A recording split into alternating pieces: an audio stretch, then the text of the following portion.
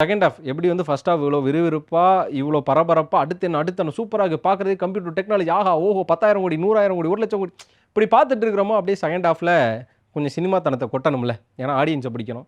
அதனால பார்த்தீங்கன்னா, family audience பிடிக்கிற டயலாக்ஸ் கொஞ்சம், அதுக்கப்புறமா மிடில் கிளாஸ பிடிக்கிறதுக்கான டயலாக்ஸ் கொஞ்சம், அதுக்கப்புறமா சினிமாத்தனம் அதாவது முதல் ஹாஃப்ல ரொம்ப அப்பாவியா இருக்கக்கூடிய தனுஷ், 2வது ஹாஃப்ல பார்த்தீங்கன்னா, கொஞ்சம் கொஞ்சமா அப்படியே முன்னேற ஆரம்பிப்பாரு.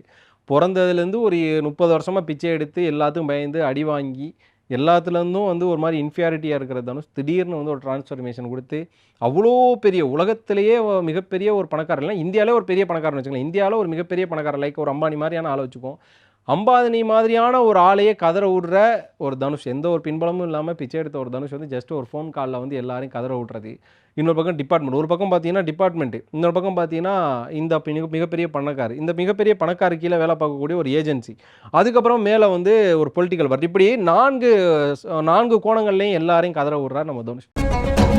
இந்த உலகம் அவங்களோடது மட்டும் இல்ல மேடம், என் உலகமும் இதுதான்.